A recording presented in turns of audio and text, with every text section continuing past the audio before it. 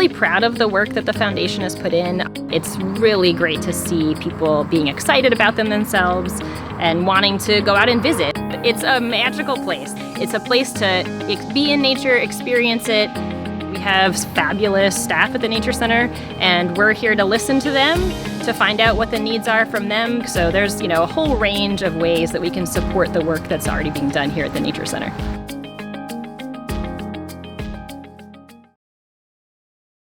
Meridian Township small business operators are an essential piece to our vibrant and growing community. Approximately 48 cents of the dollar spent in Meridian stays here locally. The Meridian Economic Development Corporation is committed to attracting, supporting, and expanding our small business community. In these uncertain times, we applaud all of our small businesses as they navigate the changing economic landscape. We encourage you to support a local business this holiday season. Our small businesses and local shoppers make a big difference in our prime community.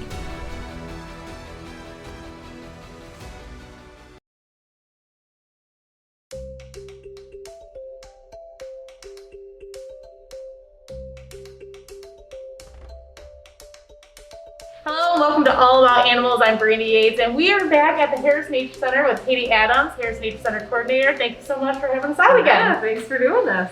Well, we have a new animal. She is a Eastern Screech Owl. Yeah. Tell us about your new addition. Yeah, so Eclipse is her name, and she comes to us from the Flint area, where she was found. It's suspected that she was hit by a car.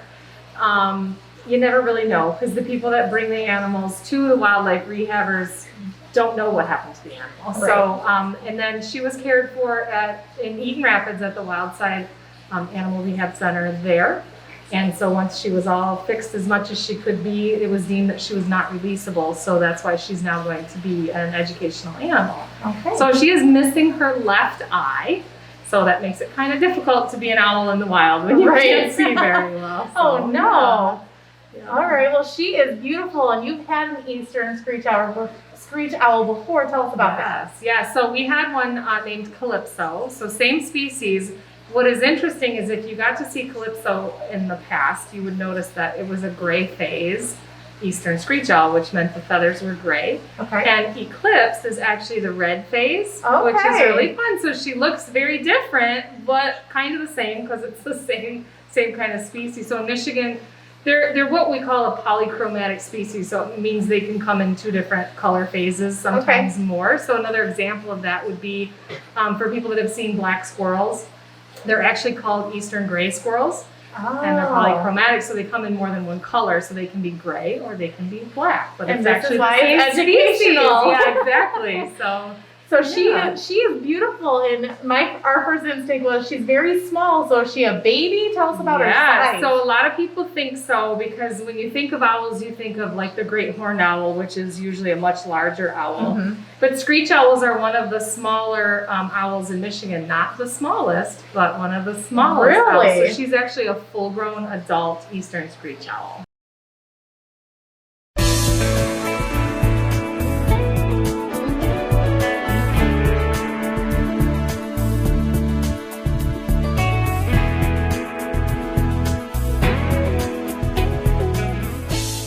For those who don't know, who are you and what are you representing?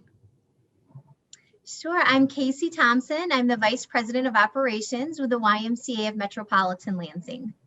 Perfect. And what is the YMCA for those who don't know?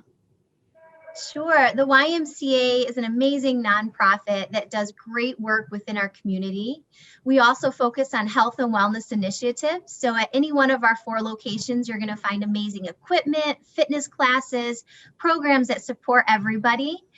We focus a lot on youth development, which I know today we're going to be talking a little bit about camp.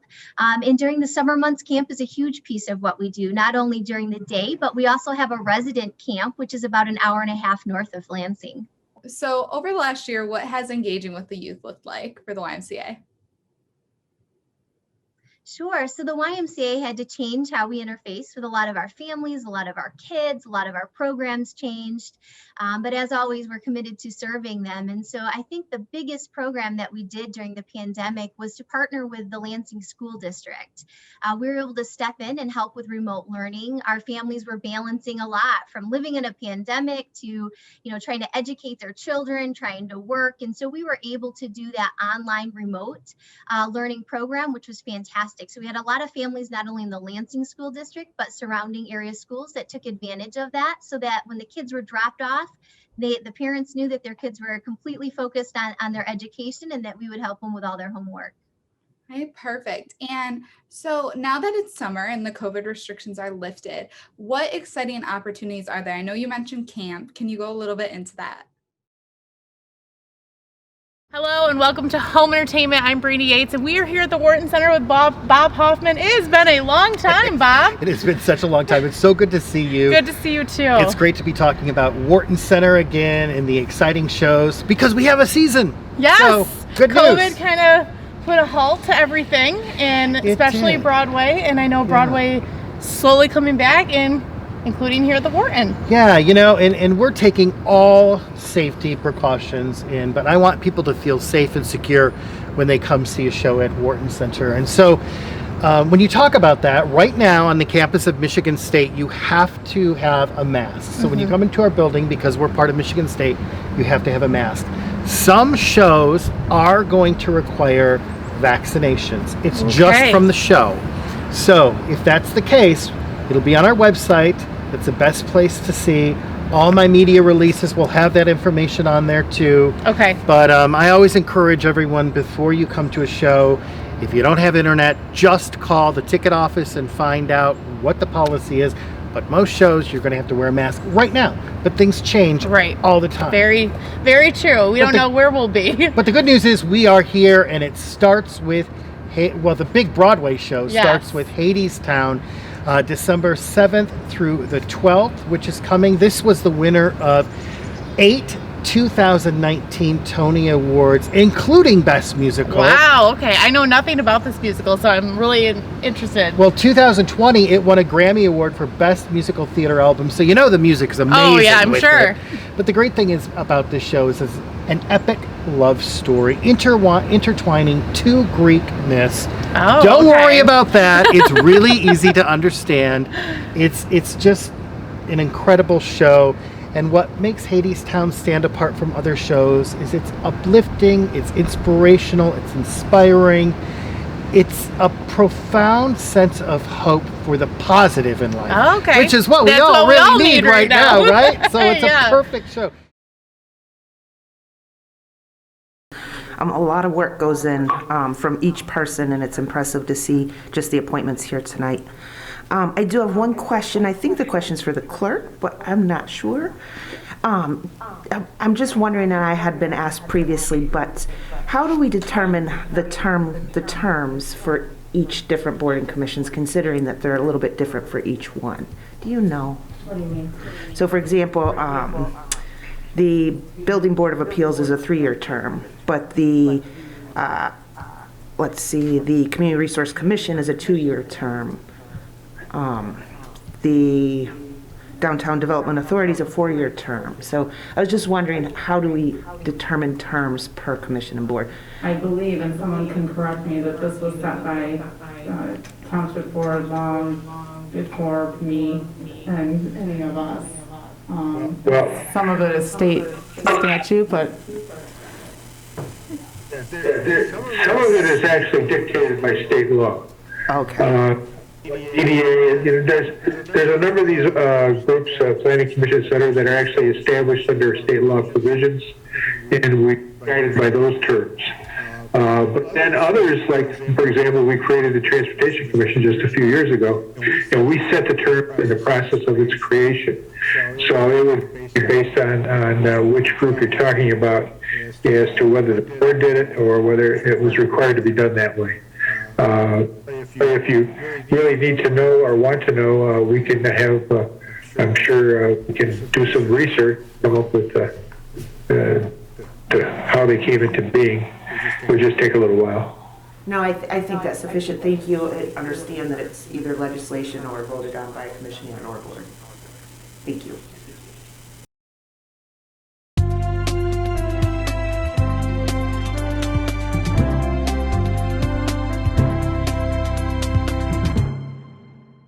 Hello everyone, I'm Elena Kushin with HOMTV, and I am joined with Meridian Township Clerk Deborah Guthrie to talk about National Voter Registration Month, which is right now in September. Thank you so much for joining me, Clerk Guthrie. Thank you for having me on. I appreciate it.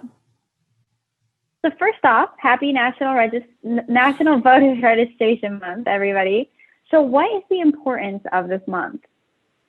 You know, I remember when I turned 18 and I was so excited. I thought it was the most exciting time of my life, not because I turned 18 and was an adult and all that. It's because I could register to vote and have my voice, because every voice does count. So I just remember wanting to vote and having my vote count. And so there's an importance, you know, as a qualified United States citizen, you know, you have the right to vote. It is your democratic right to vote. And so everybody has that right. And so I just think it's important to encourage people to use their voice, to encourage people to go out and vote. All right, everybody, we're going to get started because my cheeks are getting cold. And if you want to scooch in a little bit more this way, you can come up a little bit further. Don't be scared. Don't be shy.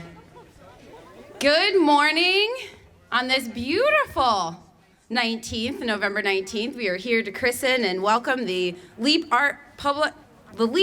Public Art for Communities grant. I was a recipient for Meridian Township in 2021. My name is Amber Clark, your neighborhood's Economic and Development Director Coordinator. I'm just demoting myself. We're really proud to be able to be recipients. This is our second that we've had in the township today. And without further ado, I'm going to introduce our LEAP representative, CEO, and President, Bob Trezise. I think it's such a great idea to bring more public art. I think it's an area that goes sometimes people don't think about it, but art really makes people feel, you know, a certain type of way, and it makes people happy and brings value to a city. And obviously, Marketplace on the Green is a really cool project that they've been working on and doing a great job on, and I'm just proud to be a part of it. Hello everyone, my name is Tavis Millero. I'm the Fire Marshal with the Meridian Township Fire Department, and this is Fire Prevention Week. And why is it Fire Prevention Week? Because it was on this date so many years ago that the Great Chicago Fire started, when Mrs. O'Leary's cow knocked over the infamous lantern in the barn. That's how they pick the week every year, okay? It's the second week of October typically, and it's the week that we produce a unified message as an industry through a sponsorship with the National Fire Protection Association to get the message out about fire safety to the masses. And nothing new, we've been preaching this for a long time about having a working smoke alarm in your home. You should have one of these in every bedroom, in the hallways or areas leading to the bedroom, and at least one of these on every level of your home. These smoke alarms, especially the one I have right here in my hand, they're good for 10 years. This one happens to have a sealed battery in it, so as soon as you turn it on, the battery is good for 10 years. If it's not, you take the whole thing down and you throw it out and you buy a whole new unit. Other ones have got a manufacturer's date that you'll find on the back somewhere, and if it's got batteries that you replace, AA's, 9 volts, whatever like that, then we recommend you doing that at least twice a year, usually on the time change. When you spring ahead or you fall back with the time change, we want you to change the batteries in your smoke alarm at that time.